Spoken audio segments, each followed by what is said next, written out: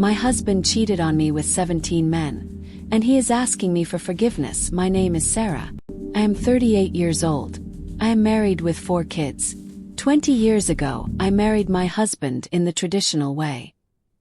His family came and asked for my hand in marriage, and we got married without knowing each other.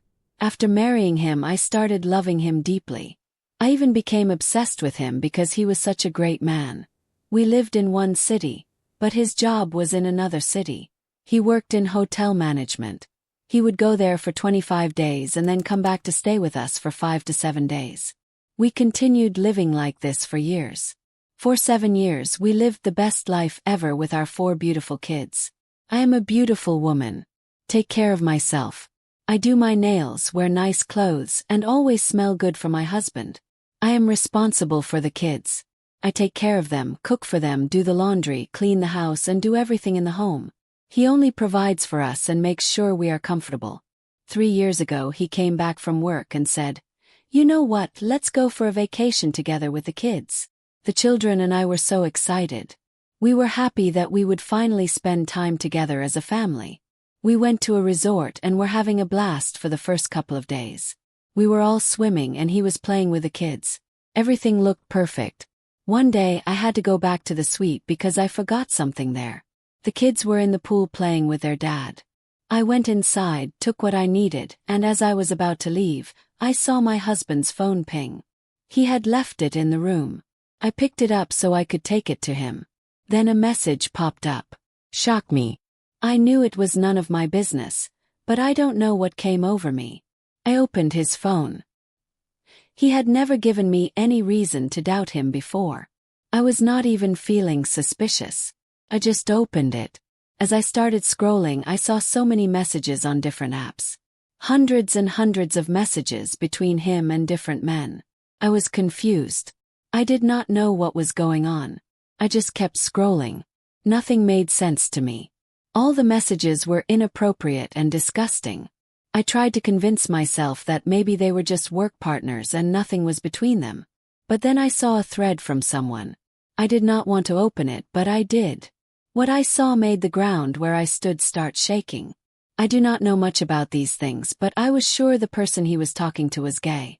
From the last messages, the man was asking my husband why he did not come again. He was asking if he did not like it last time. There were hundreds of messages between the two of them. I did not have the strength to read them all. They were in a full-blown relationship, talking, sending each other pictures and videos, writing like lovers. At that moment, he walked into the room and saw his phone in my hand. He looked at my face and knew. I started screaming, crying, and attacking him. He panicked. He broke down and started crying, begging me to listen to him. But I looked at him and said, "Tell me what? I know everything." He said, "I am going to tell you the whole truth. I'm so sorry. I'm so sorry. It is only 17 of them." He was shaking. I had never seen my husband cry like that before. Not when his father died. Not when business was hard. Never. He sat on the floor of that hotel room crying like a child. "What do you mean 17? Shouted. 17 men, he said quietly. The room became silent. It felt like the walls were closing in on me. 17 was not a mistake. 17 was not confusion. 17 was a secret life. For how long? Yes. He said it started years ago. At first, it was curiosity when he was away for work. He said being alone in another city for 25 days every month made him feel lonely. He met someone at work. One thing led to another. After that, it became a habit. While I was home cooking, washing, raising our children. While I was waiting for him to come back.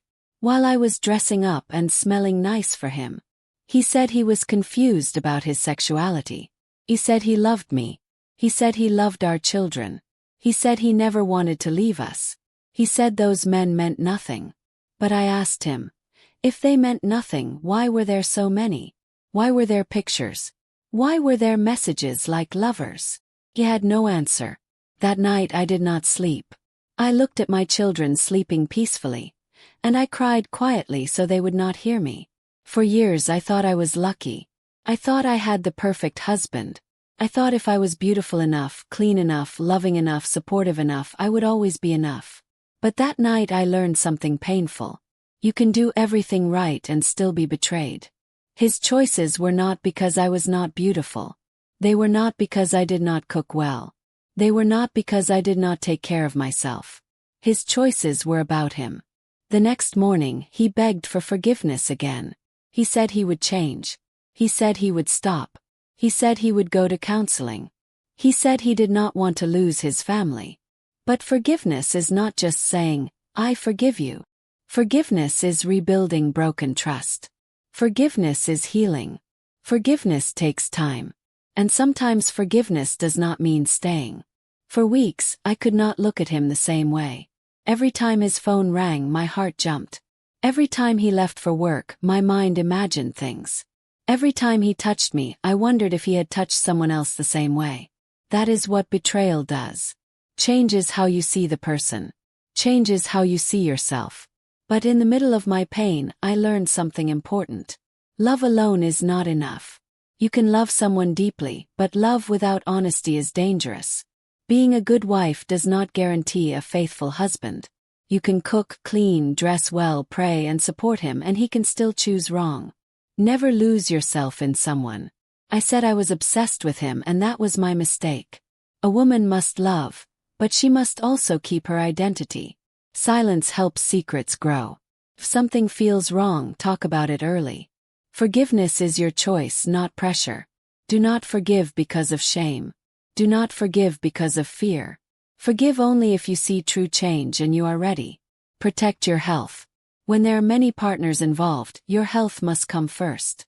Your life matters. This is my story. I am 38. Gave 20 years. I raised 4 children. Built a home. Whether I choose to stay and rebuild or choose to walk away, I now know one thing for sure. A woman who survives betrayal is not weak. She is powerful,